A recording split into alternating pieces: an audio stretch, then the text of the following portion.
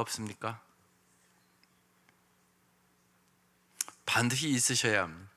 없을 수가 없는 것이. 특별히 오늘 이제 데살로니가 후서 마지막 말씀입니다. 시련과 박해가 있었을 때야. 그러니까 예수 믿는 게 생명을 걸고 믿는 거란 말이에요. 그러니까 참 어려움이 많았죠. 그래서 이제 어떻게 이 어려울 때 무장할 수 있을까? 이제 사도 바울이 마지막 주는 말씀이에요. 데살로니가 교회는 주님의 재림을 핑계로 게으르고 또 무절제하는 사람들이 있었고 또 여러 가지 어려움이 있었습니다. 그래서 바울은 오늘 말씀으로 무장을 시켜주는 거예요. 여러분, 어려울 때는 뭐 해야 됩니까? 첫 번째, 서로 기도하라. 여러분, 기도가 이기는 방법이에요. 다른 방법이 없습니다. 어제 오늘은 사망의 음침할 골짜기를 제가 다녀왔습니다.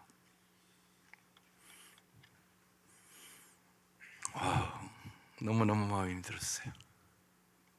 진짜 사망의 음침한 골짜기를 벗어난 기분이에요. 오늘 제 기분이요.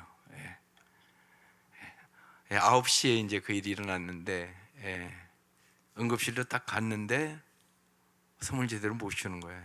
그러니까 의사가 여러 가지 얘기를 하죠. 여기를 뭐 뚫겠냐, 뭐 이제 그런 여러 가지 과정을 거치면서 오늘 이제 중환자실 들어가 보니까 이제 정신은 이제 돌아왔어요. 완전히 돌아왔고 이제 일단은 그 이산화탄소가 이렇게 수치가 많이 올라가면 사람이 그냥 기절하는 거 쉬운 얘기로요.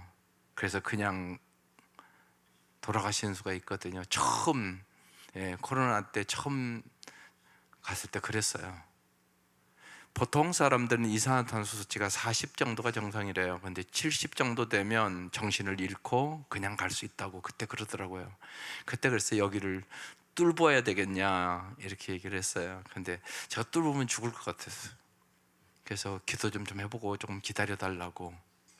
그래서 안 뚫고 그때 이제 해서 산소호흡기를 꽂고 살아야 된다고 그 결론이 내렸어요. 그때도 참 마음이 힘들었어요. 야, 산소호흡기를 끼고 산다는 게 얼마나 힘든 일인가 그 생각을 아니 할 수가 없었어요. 근데 이번 더 힘들었어요. 그래서 딱 갔더니 그걸 하겠느냐 안 하겠느냐 또 그거부터 물어보더라고요. 다른 방법이 있냐? 그러니까 제가 모르니까 사위가 의사니까 이제 바로 전화를 했죠. 어떻게 했으면 좋겠냐? 그랬더니 일단은 살려놓고 봐야 되지 않겠느냐고. 내비두면 장인어른 그냥 갑니다. 그래요. 그래서 이제 입으로 넣는 게 있더라고요. 입으로 넣어서. 제가 이렇게 보니까 옆에 똑같은 환자가 있는데 그 사람 입에도 넣고 있더라고요. 그거래요. 그럼 입으로 넣는 숨 쉬는 거 그걸 해달라고. 그래서 이제 입으로 넣어가지고 숨 쉬는 걸 하니까 돌아오더라고요. 조금씩 호흡이. 그래서 이제 거기서 응급조치 다 하고 이제 중환자실로 들어갔죠. 그리고 이제 오늘 가 보니까 정신은 다 돌아왔고요. 이제 여기다 이제 입에다 이제 이걸 넣어서 이제 호흡을 하니까 기계 호흡을 하니까 말은 할 수가 없죠. 말하면 안 되고. 그래서 이제 그래도 거기 이제 제가 이제 펜을 하나 갔는데 이게 보드판이 있더라고요. 조그만 보드판을 놓고 쓰라고 그러더라고요. 근데 이 사람이 다 쓰더라고. 그러니까 정신이 완전히 돌아오는 거예요. 다 써서 그래서 의사소통하고 의사가 요 한 주간이 참 중요한 때라고 다시금 회복돼서 집으로 올 수 있느냐 없느냐가 결정되는 그런 기간이라고 거기까지 얘기를 듣고 왔어요. 기도해 주시기를 바라요. 일단은 하여간 정신은 차렸고 의사소통은 되고 그래서 말은 못하지만 내일은 좀 핸드폰을 갖고 달라고 그럴 정도는 됐어요. 핸드폰을 좀 갖다 달라고 문자라도 좀 하겠다고. 그래서 그까지 보고 왔습니다. 그래서 한숨을 돌렸어요. 그래서 제가 사망의 음침한 골짜기를 다녀온 것 같은 그런 기분으로 오늘 이 자리에 섰습니다. 어려울 때 우리는 무엇보다도 기도해야 합니다. 기도할 때 하나님께서 무엇보다도 마음의 평안함을 주세요. 그러니까 그 자체도 어렵지만 참 마음이 힘들어요. 이건 뭐라고 말로 표현을 못 하겠어요. 그건요. 근데 마음이 이렇게 뭐라 그럴까 막 무너져 내리는 것 같은 그런 아픔이 와요. 그런 것을 이기게 해주는 것이 기도와 찬송이에요. 우리가 요새 선물 중에 기도와 찬송의 선물은 엄청나게 중요한 선물이에요. 기도하지 않으면 못 이겨요. 어려울 때 주님 앞에 눈물로 그냥 우세요. 주님 앞에. 그러면 하나님이 그 기도를 응답해 주세요. 그리고 이런 일을 만나면, 또 어려운 일을 만나면, 뭐 암 환자들도 그래요. 그런 오늘 이제 성원지 장로님이 수술 잘하고 내려와서요. 내려와서 이제 여러분 기도 많이 해주셔야 될 텐데, 그 아들이 또 이제 그렇게 힘들어요. 그래서 다른 방법 없다고 찬송해야 돼요. 찬송이 무지하게 중요해요. 사람이 어떤 일을 만나면 자꾸 이게 긍정적으로 생각이 가는 게 아니라 부정적으로 자꾸 생각이 가고요.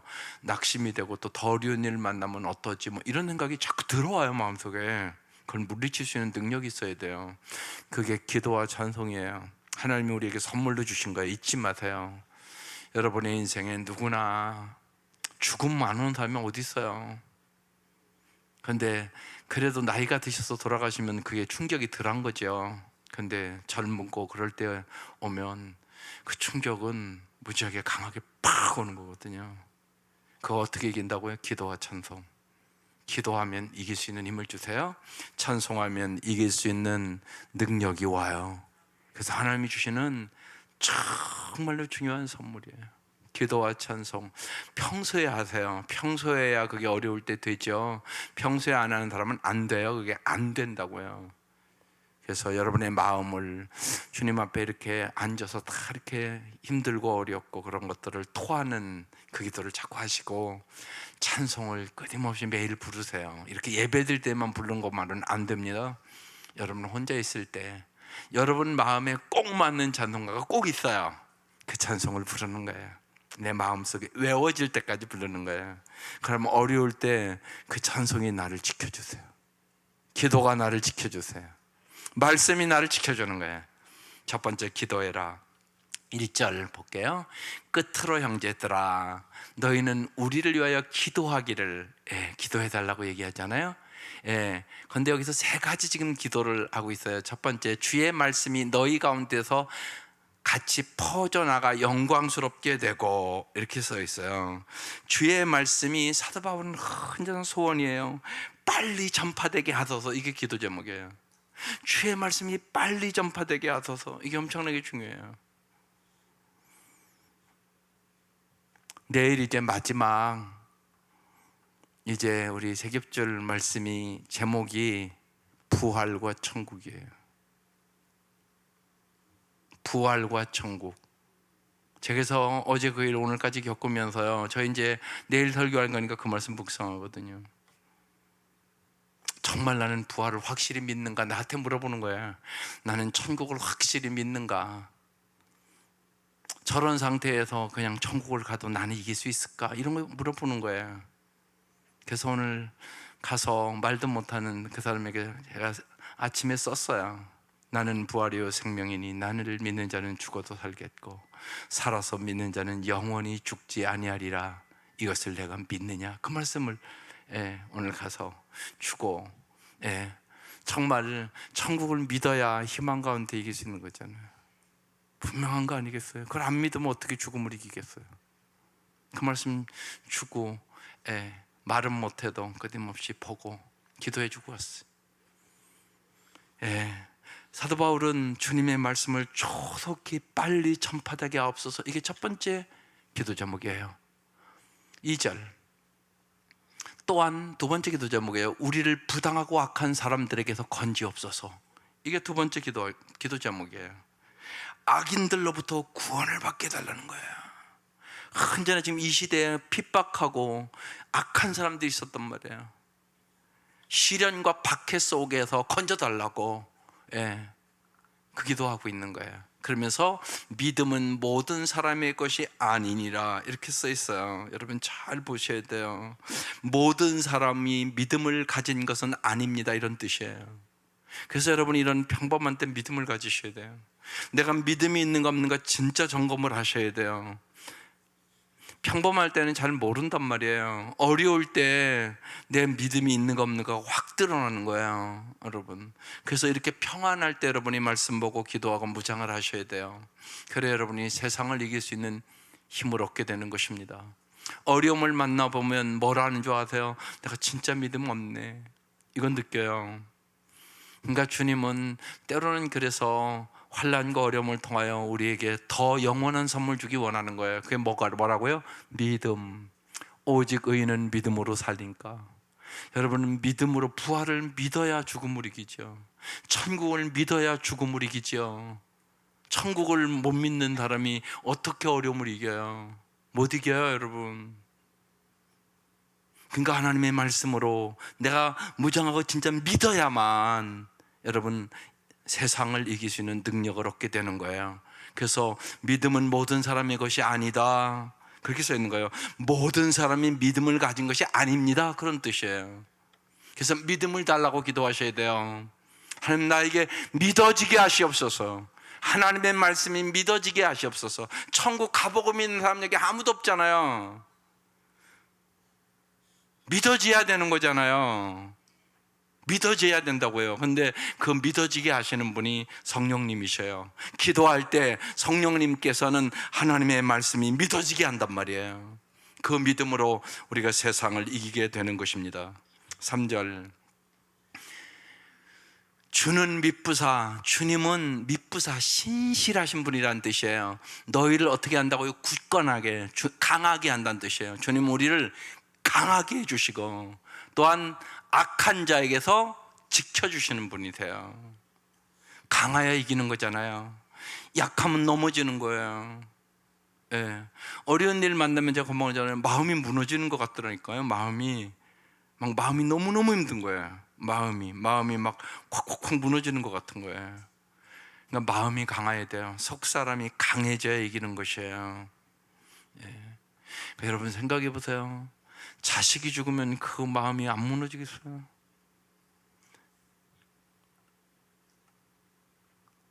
여러분 세월호 참사를 지금 벌써 10년이 거의 지났어요. 아직도요 그 아픔 때문에요 신음하는 사람이 너무너무 많아요. 10년이 지났어도요. 그 젊은 아들 딸을 그렇게 보내고 그 엄마가 어떻게 살겠어요? 마음이 무너진단 말이에요. 진짜 다 인간의 힘으로 이겨나갈 수 없는 환난을 만난 거잖아요. 그런 일들이 있잖아요, 세상에서는요. 보면요. 그래서 너희를 강하게 하시고, 하나님의 신실에서 강하게 하시고 악한 자에게 지켜주신 하나님이다. 주는 어떤 분이냐? 신실하신 분이다. 너희를 강하게 하시고 악한 자에게서도 지켜주시는 주님이시다. 이 주님을 확실히 믿어라. 지금 사도 바울은 그렇게 우리에게 말씀하고 있는 것이에요. 4절, 너희에 대하여는 우리가 명한 것을 너희가 행하고 또 행할 줄을 우리가 주 안에서 확신한다. 예, 사도 바울이 너희들이 잘 이길 줄 확신해. 그런데 여기 중요한 게 있어요. 주 안에서. 언제나 주 안에서야 여러분. 주 안에 있어야 여러분 확신이 오는 거예요. 주 밖에서는 그 확신이 안 와요. 주 안에서 기도할 때 하나님께서는 내가 지켜주리라, 내가 약속을 꼭 지키리라, 그 확신을 주시는 것이에요. 5절, 주께서 너희 마음을 인도하여, 딱 나오잖아요. 뭘 인도한다고요? 예, 내 마음을 인도해 줘야 되는 거예요. 내 마음. 인간의 모든 문제가 마음의 문제란 말이에요. 마음의 문제. 마음을 인도하여 어떤 마음을 준다고요? 하나님의 사랑과 기도에 인내에 들어가게 하시기를 원하노라. 이 말씀 무슨 말씀이었으며, 하나님께서 사랑하는 것 같이 사랑할 수 있는 힘을 주시고 그렇게 인도해 주겠다는 거야. 예수님께서 그 말할 수 없는 십자가의 고통과 아픔과 모든 멸시 전대를 인내하셨던 것처럼 그리스도께서 인내한 것 같이 너희도 인내하기를 원한다, 그런 말씀이에요. 어떻게 우리가 그리스도의 사랑으로 이길 수 있을까요? 어떻게 그리스도의 인내로 이길 수 있을까요? 그게 십자가예요. 십자가의 능력으로 사랑할 수 있는 것이에요. 십자가의 능력으로 그 역경과 어려움을 인내할 수 있는 거예요. 그러니까 기도의 사랑으로 사랑하고 기도의 사랑으로 인내하라, 그 소리예요. 이 말씀의 뜻이에요. 그러니까 언제나 잊지 마셔야 돼. 하나님 앞에 받아서 하는 거예요. 받아 넣는 거. 내 힘으로 안 되는 거예요. 내 힘으로. 어떻게 우리가 기도의 사랑으로 사랑할 수 있겠어요? 좀 믿기만 해도 사랑이 안 되는데요. 기도의 사랑을 받아서 기도의 사랑으로 사랑하고, 주님께서 어떻게 인내했는가를 받아서 주님이 주는 그 인내로 그 시련과 박해 어려움을 인내로 이겨나간다고. 그래서 오직 성령이 너희가 임하면 권능을 받고 해요. 받아서 하는 거예요. 그래서 기도하는 거죠. 기도하지 않으면 어떻게 받으세요? 그래서 서로 기도하라고 얘기하는 거예요. 첫 번째가 기도해라, 서로 기도해라. 기도해야 이기는 거다, 그 얘기하는 거예요. 기도할 때 하나님이 보호하시고 지켜주시고 인도하시고 기도의 사랑을 부어주시고 기도의 인내를 주셔서 승리하게 해준다. 그래서 여러분, 기도로 이겨야 되는 거예요. 잘 신앙생활 하는데 중요한 거 기도하는 일이에요. 여러분, 바쁠수록 기도하시기를 바라요. 어려울 때는 말할 것도 없고요. 네. 우리가 바쁘고 분주하면 뭘 안 하냐? 기도를 안 해요. 그래서 마틴 루터는 일찍 얘기한 거예요. 바쁠수록 나는 더 기도하게 됐다. 하루에 3시간 기도하지 않고는 승리할 수 없었다. 그렇게 얘기를 하는 거예요. 여러분, 꼭 잊지 마셔야 돼요. 바쁠수록 기도하셔야 되는 것이에요. 두 번째, 언제나 성실하게 일하라고 얘기하는 것이에요. 공동체를 지키는 성실을 가지라는 것이에요. 그리고 함께 할 사람이 있고 멀리 할 사람이 있다고 이제 본문에 쭉 얘기를 합니다. 6절, 형제들아 우리 주 예수 그리스도의 이름으로 너희를 명하노니 게으르게 행하고 우리에게서 받은 전통대로 행하지 아니하는 모든 형제에게서 떠나라, 이렇게 쓰세요. 누구에게서 떠나라고요? 게으른 사람들에게서 떠나라는 거예요. 게으른 사람. 예. 여러분, 이 게으른다는 것은 동역에 방해가 된다고 얘기를 하고 있는 것이에요. 그래서 멀리할 사람이라는 거예요. 이들이 왜 이랬냐? 예수님이 곧 오실 텐데 잘못된 복음을 듣고 재림이 곧 일어날 것이라고. 옛날 우리나라에도 그런 이단들이 있었잖아요. 예수님이 곧 오실 텐데 뭘 일해? 그런 일을 안 하는 거예요. 그래서 공동체에 짐이 되는 사람들이 있었다는 것이에요. 이 게으른 성도들에게 떠나라고 지금 그렇게 얘기하고 있는 것이에요. 7절, 어떻게 우리를 본받아야 할지를 너희가 스스로 아나니 우리가 너희 가운데서 무질서하게 행하지 아니하며. 여러분, 언제나 주님의 말씀 우리의 삶을 질서 있게 만들어요. 그게 참 중요합니다. 성령 충만해야 질서가 생깁니다. 에베소 5장 18절 이하를 읽어보면 성령 충만하면 맨 처음 나타나는 게 찬송, 그 다음에 감사, 그 다음에 그들을 경외함으로 피차 복종, 그 다음에 이제 가정으로 들어가면 아내는 남편에게 복종하라, 남편은 아내에게 그리스도께서 교회를 사랑하신 것 같이 아가페로 사랑해라. 6장으로 딱 넘어가면 이제 부모를 공경하라, 부모에게 순종하라, 그 다음에 자녀를 주의 교양과 훈계로 양육하라, 그 다음에 이제 세상에서의 종과 당전과의 관계도 하나님의 질서를 지켜라. 아주 그냥 질서 있게 쫙 나와요.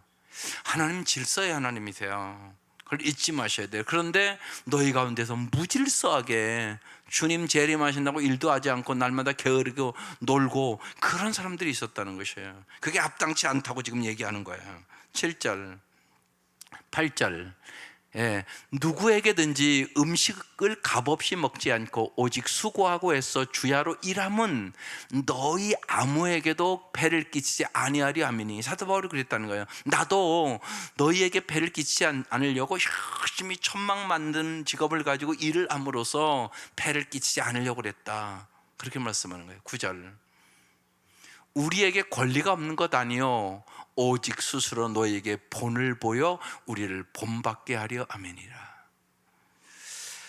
여러분, 참 중요한 것이, 교육에 있어서 중요한 것은 본을 받게 하는 거예요. 언제나 어떠한 일을 만나든지 내가 나의 모든 삶이, 특별히 어려울 때 그렇죠, 어려울 때 하나님께 영광을 드러내게 하옵소서, 그 기도를 꼭 하셔야 돼요. 그게 여러분의 삶을 아름답게 만들어요. 어려울 때 여러분 자녀들은 어떻게 우리 엄마 아빠가 이겨나가는지를 보고 있는 거죠. 그걸 가르쳐야 되지 않겠어요? 여러분 잘 생각해 보세요. 여러분 어려울 때, 우리 엄마는 저렇게 어려움을 이겨나가는구나, 우리 아빠는 저럴 때 저렇게 이겨나가는구나. 그걸 성경은 얘기하는 거예요. 감사하며 이겨나가라. 범사에 감사해라. 그래야 합력하여 선을 이룬다. 지난주에도 말씀 나눈 거예요. 기도하며 이겨라. 하나님 살아계시고 역사하신 하나님이다. 기뻐하며 이겨라. 그게 믿음이다. 그래서 항상 기뻐하라, 쉬지 말고 기도하라, 범사에 감사하라고 얘기하는 거예요. 여러분 그것만 보여줘도 그건 인간이 할 수 있는 일이 아니잖아요. 하나님이 하신 일이란 말이에요. 그걸 보여줘야 되는, 그러니까 그 생각을 하셔야 돼요. 그러니까 어려울 때, 힘들 때 어떻게 하면 하나님께 영광을 돌릴 수 있을까? 거기에 해답이 있어요. 하나님은 살아계신 분이니까. 우리 인생의 목적은 먹든지 마시든지 무엇을 하든지 하나님의 영광을 이루려고 주님 우리를 부르셨으니까. 그러니까 거기에 언제나 초점을 맞추셔야 돼요. 그래야 우리가 승리하는 삶을 살게 되는 것입니다. 그런 본을 보여야 되는 거예요. 우리 엄마는 항상 기뻐하려고 정말 어려운 일과 염려와 근심은 기도로, 그리고 범사에 하나님께서 언제나 합력하여 선을 이룰 줄 믿고 감사한다. 이런 것들이 여러분의 삶에, 자녀들에게 특별히 여러분의 사랑하는 사람들에게 본을 보여야 돼요. 그것이 축복의 통로가 되는 비결이기 때문에 그렇습니다. 10절, 우리가 너희와 함께 있을 때에도 너희에게 명하기를 누구든지 일하기 싫어하거든 먹지도 말게 하라. 아주 좀 강하게 나오는 거. 일하기 싫으면 먹지도 말아라. 왜냐하면 일을 안 하고 자꾸 그런 사람들이 있었기 때문에 지금 이 얘기를 하는 거예요. 일하기 싫거든 먹지도 말게 하라. 11절, 우리가 들은즉 너희 가운데서 게으르게 행하여, 또 반복되죠. 도무지 일하지 아니하고 일을 만들기만 하는 자들이 있다 하니, 일은 안 하고 일을 만들어 자꾸 문제를 자꾸 만든다는 얘기예요. 12절, 이런 자들에게 우리가 명하고 주 예수의 그리스도 안에서 권하기를. 여기 항상 앞에, 오늘 본문에 자꾸 앞에 나온 게 예수 그리스도 안에서, 이게 중요해요. 왜 예수 그리스도 안에서 권해야 될까요? 예수 그리스도 안에서 행하지 않으면 우리는 남을 비판하고 정죄하게 됩니다. 그러면 절대로 고칠 수 없어요. 그래서 뭐라고요? 예수 안에서 어떻게 권하라고요? 조용히 일하며 자기 양식을 먹으라고 권하라는 것이. 그래야 아까 얘기했지만 그리스도의 사랑으로 권할 수가 있어요. 그리스도의 인내로 권할 수가 있어요. 그래서 언제나 예수 그리스도 안에서, 그 얘기는 뭐냐? 주님 앞에 받으라는 얘기하는 거예요. 나는 포도나무에 너희는 가지니 너희가 내 안에, 내가 너희 안에 거하면 많은 열매를 만나니 나를 떠나서는 너희가 아무것도 할 수 없느니라. 그 말씀과 연결되는 말씀이에요. 주님 안에 있을 때만 주님의 사랑으로, 주님 주시는 은혜로, 주님 주시는 능력으로, 주님 주시는 인내로 권할 수가 있게 되는 것이에요. 13절, 세 번째는 이제 우리가 선을 행하다 낙심하지 말라. 유명한 구절이잖아요. 유치부나 아동부 제목은 그래서요, 낙심하지 말라를 실망하지 말아요, 이게 제목이에요. 우리가 뭘 하다가 어려우면 실망하잖아요. 낙심이 되잖아요. 내가 열심히 하는데 아무도 알아주지 않아요. 그러면 낙심이 되잖아요. 또 열심히 했는데 또 무시를 당해보세요. 그럼 실망을 하거든요.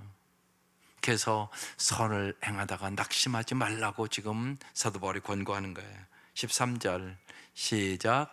형제들아 너희는 선을 행하다가 낙심하지 말라. 이게 유치부 아동부 암송 규절이에요, 이번 주. 근데 이런 걸 암송시키는 게 무지하게 중요합니다. 짧은 규절이에요.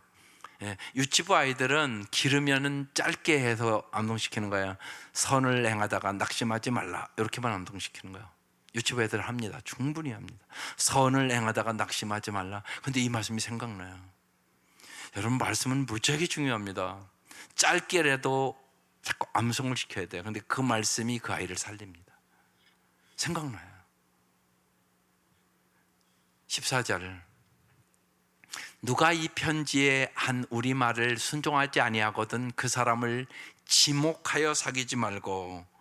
예, 지목하여. 여기 원문은 특별히 지목하여 사귀지 말고 그로 하여금 부끄럽게 하라. 아주 무지하게 강력한 말씀이에요. 부끄러움을 느끼게 하라, 그런 얘기예요. 쉬운 얘기로요, 위에 말씀과 게으름을 경고하라는 거예요. 저 사람처럼 게으른 사람과는 사귀지 마, 이렇게 얘기하라는 거예요. 보면 저 사람 사귀면 닮어, 그렇게 얘기하라는 거예요. 예, 오늘 아침에 재물에 대해서 얘기할 때 그 얘기했죠. 예, 아저씨한테 뽀뽀하면 줄게, 돈 줄게 그랬더니 그 엄마가 그냥 뻘떡 일어나서 소리를 지르는 거예요. 뽀뽀하면 안 돼. 무안했겠죠, 사람들이. 그 어머니가 정확한 거죠.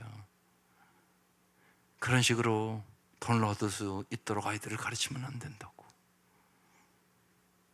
무지하게 중요한 얘기예요. 사실은요, 무지하게 중요한 얘기입니다.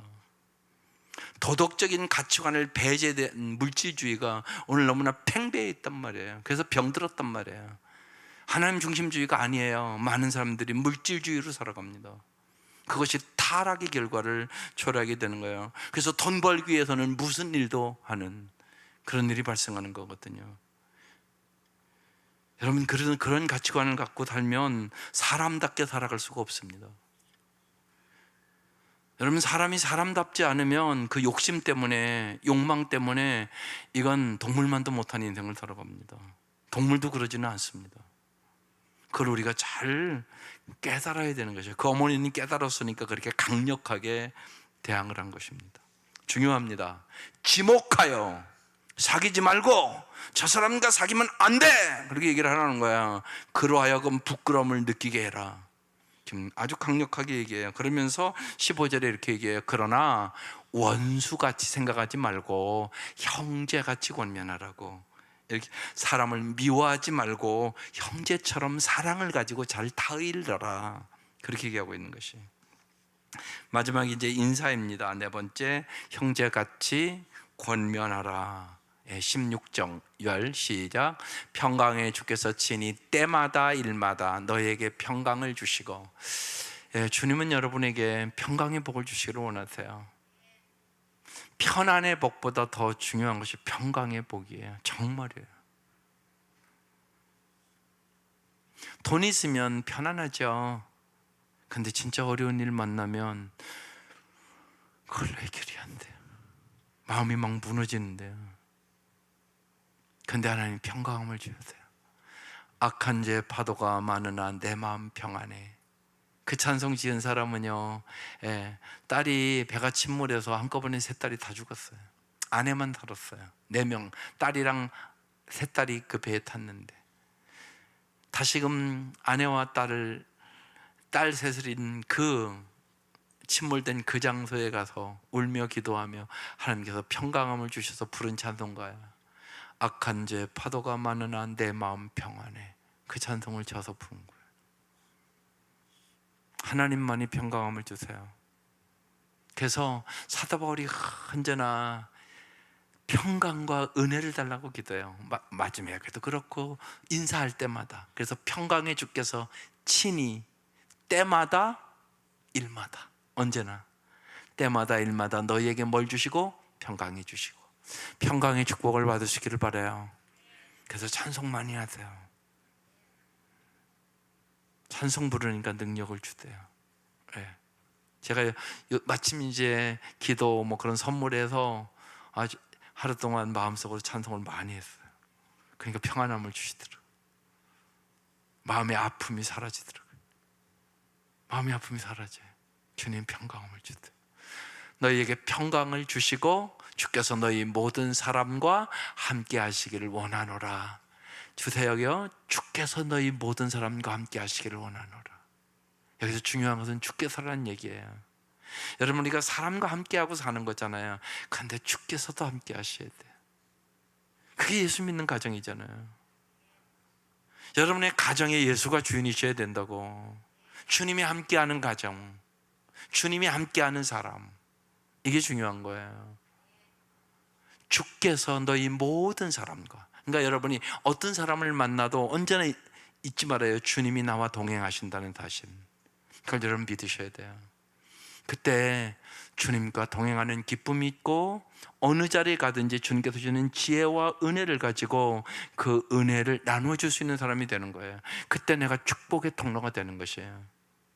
언제나 여러분의 삶에 정말 주님이 함께 계심을 느끼고 살아갈 수 있기를 주의 이름으로 축원합니다. 마지막 17, 18절, 나 바울은 친필로 문안하노니 이는 편지마다 표시로서 이렇게 써놓으라. 이 말씀 왜 했을까요? 친필로 내가 쓰는 거야, 이렇게 지금 친필이라고 얘기를 하잖아요. 이는 편지마다 표시, 내 표시가 있게 했다, 그 얘기란 말이에요. 이렇게 얘기하는 이유는 이때 거짓 편지가 많았어요. 이 시대 거짓을 써서 성도들을 속이고 그런 사람들이 많았단 말이에요. 요새 뭐 이단들은 대표적이잖아요. 이단에 속이는 것은요 상상을 초월해요. 정말이에요. 여러분보다 그분들이 전도에 대한 열정이 훨씬 강하고요, 방법도 기가 막혀요. 정말 기가 막혀. 우린 그런 거에 보면요, 전도하는 일은 부끄러워요. 저 사람들은 가짜를 가지고 그렇게 열심히 하는데 우리는 진짜를 가지고 미치겠네요. 그러니까 문제인 거죠. 그래서 사도 바울이 이때 거짓 편지들이 자꾸 돌아났어요. 그래서 내가 친필로 쓰는 거라고, 이 편지마다 표시로서 내가 쓰는 거라고, 그래서 이렇게 얘기하는 거야. 괜히 얘기하는 게 아니라. 마지막 18절 시작. 우리 주 예수 그리스도의 은혜가 너희 무리에게 있을지어다. 언제나 여러분 주님의 은혜를 깨달으세요. 우리 그래서 이제 세겹주를 20가지 얘기한 거예요. 20가지. 그걸 잘, 인생의 모든 문제가 거기 다 들어있어요. 정말 여러분 20가지 한번 가서 책을 한번 다시, 특별히 우리 젊은이들 한번 다 읽어보세요. 다시 여러분 삶의 모든 분야의 해답이 거기 다 있어요. 다 따졌잖아요. 안 다룬 게 뭐가 있는가 잘 보시라고요. 20가지 선물을 다뤘단 말이에요. 모든 걸 다 다뤘다고요. 정말로 하나님의 말씀대로 살아가는 것이 무엇인가를 다룬 거예요.